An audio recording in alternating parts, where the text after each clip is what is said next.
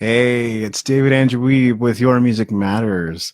Welcome to another week. It's been a very eventful week for me and very exciting as usual. It's so funny that I came on here last time and just couldn't figure out what to say. That's so unusual. I'm a podcaster. I make content. I do videos. I do interviews. This is what I do. This is my bread and butter these days, establishing myself as a personality in podcasting and video. And as I watched the video from last week, I can see that I was pretty tired. I probably picked the wrong time of day to make that video. I just wasn't up to it at that point. And also just based on the events and everything that was happening and everything that was coming together, I just didn't have anything to say. So anyway, there's much more I can share with you today because there's a lot of exciting developments going on, and maybe I'll just get straight to that. What I'm thinking, these videos have been great. It's been great to be able to connect with you this way.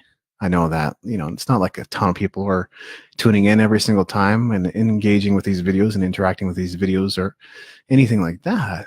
But, it's good practice for me to get in front of the camera more often and to be sharing in this way. And gradually I've just discovered that it's actually not that difficult. It's not as time consuming as once imagined. I just used to think video takes so much time and effort. And now the way I do it now, it just comes together so quickly and it's so easy to do. And these Facebook Lives are incredible. Technology is incredible these days. Isn't it great that you and I can connect this way and just engage and talk and interact? And nothing beats in-person conversation.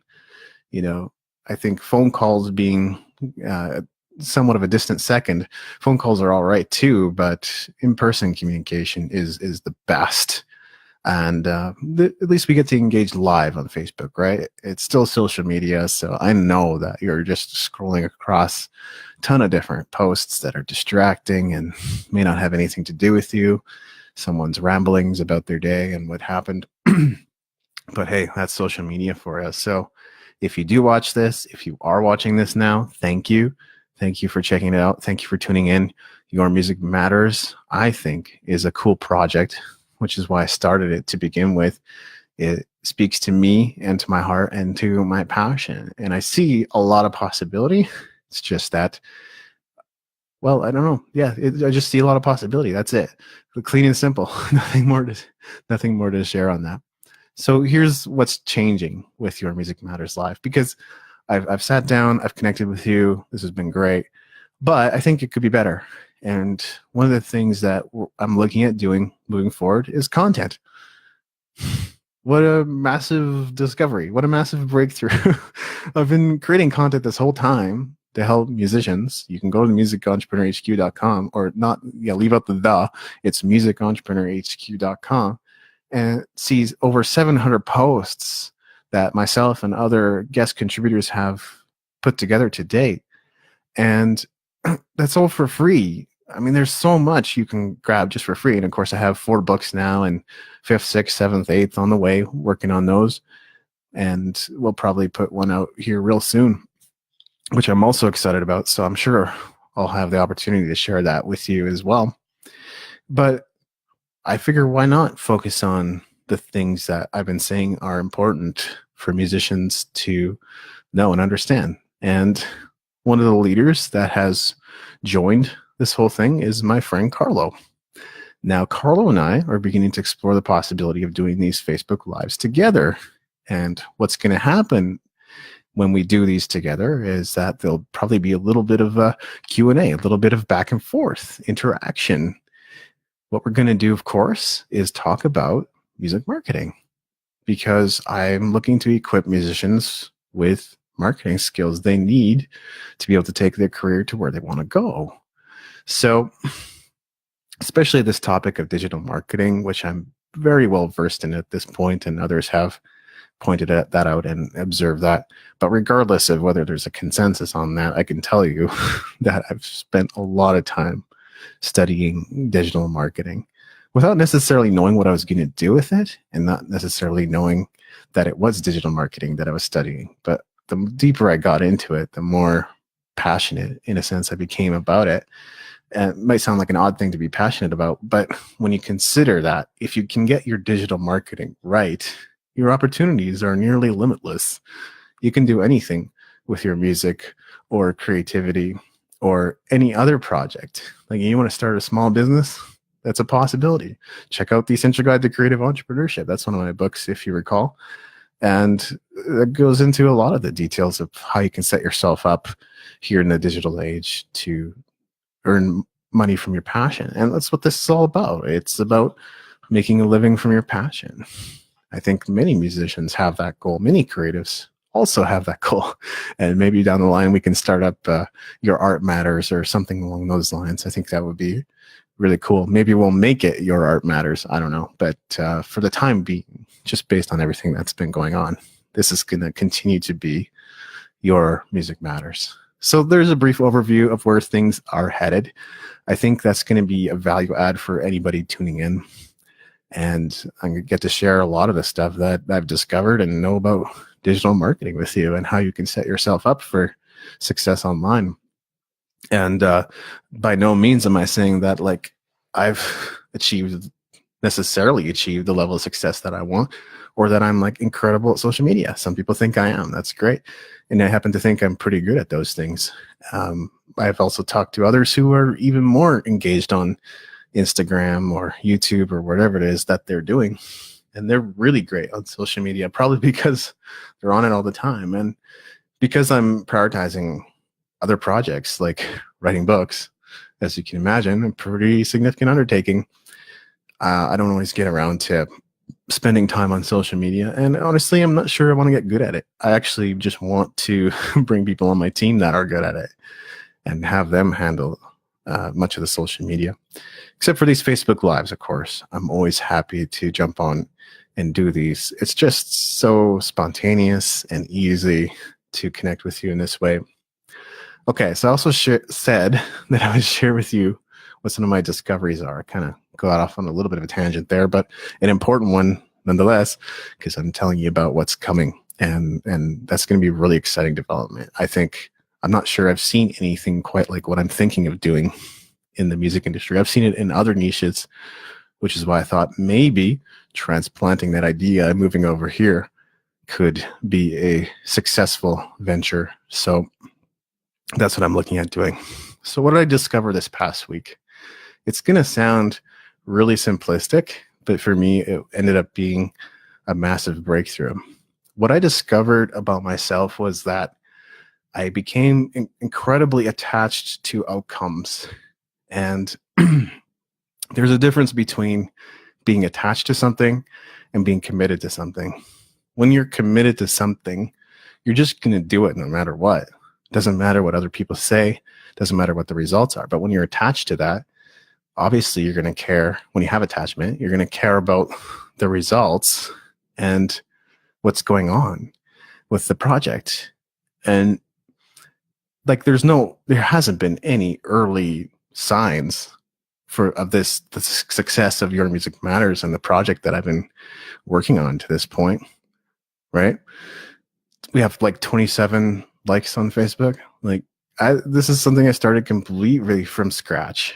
We do have a blog and a Facebook page and a Twitter profile and a YouTube channel. And I set all that up, and, combined, there's been a few views and a few people engaging and a few people interacting, looking at what we're up to. But aside from that, like, I wouldn't say there have been any early signs of success. And I began to think, okay, what's the common denominator between all these projects that haven't done well? Me. But what I realized was like, that's such a huge burden for someone to take on. And what I really understood is that some things work and some things do not work. And it's not because of you. Isn't that interesting? Like, because if you're committed to what you're doing, you've already said you're going to keep going regardless of what anybody else says, regardless of what the outcomes are, regardless of what happens. That's commitment. Attachment is going, oh, I'm only going to do this if I get the desired results. I'm only going to do this if I get the kind of results that I'm anticipating and wanting.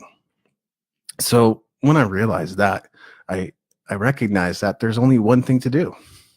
Do you know what? Do you want to know what that is? There's only one thing to do ever in a project like this: action, doing something, having conversations, connecting with people, writing a blog post, making a video. These are actions. These are things we can do. But so often we get caught up in, and I think I shared on this too, when I shared on the theme of action. We get up in our head and we get thinking that we're taking actions when really there's nothing manifesting out here. So if it's not happening out here, it's not happening. You're not taking any action whatsoever.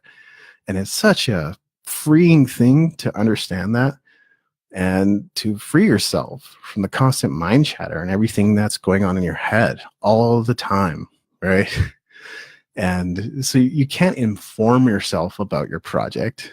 The only thing you can do is do what I'm doing right now. Jump on a Facebook Live or post to Twitter or call someone up that you know that you need to talk to about the project that you started. That's all there is to it. It's so simple, and yet we place so little value on the action. I think I read recently that even the most effective CEOs in this world who work for like Fortune 500 companies only have 45 minutes of productive time per day. 45 minutes. The most effective CEOs, mind you, not the least effective. And it's not because they have a lot of free time. Okay. You get my meaning? These are the people that have to be on top of the things that they're doing within the organization. And they only get 45 minutes of productive time in a day. You know why that is? I think it's because you get up in here. You're not doing anything out here, right? And I'm not saying like just, make a stir and be productive. That's not the message at all. But the message is the world only responds to action. It doesn't respond to anything else. It's not going to respond to your thoughts. It's not going to respond to how you feel. It's not going to respond to how you think. It responds to action. And there's only two ways to create that. It's to do or to speak.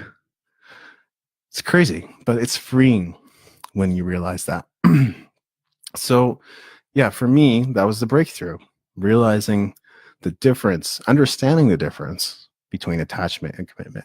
I'm committed to this project, and it may work and it may not. I've got some good plans, and we're going to launch some new initiatives or new projects around this. But if it does or does not work, that's because it does or does not work.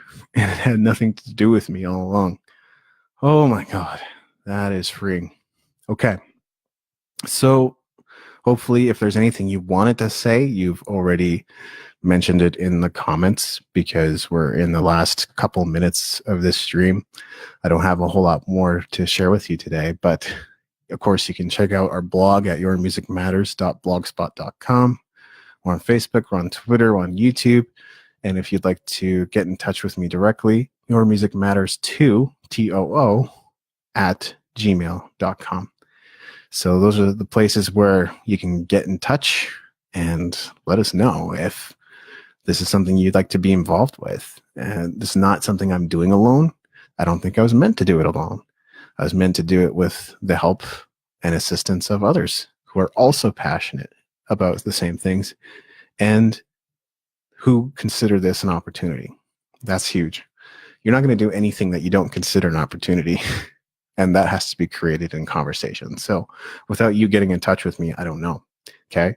We need to get on the horn if you think this is for you. And we need to have a real conversation around what it is that you see for the potential of this project. Okay. So thanks so much for watching, and I'll see you again soon. Definitely next week. All right.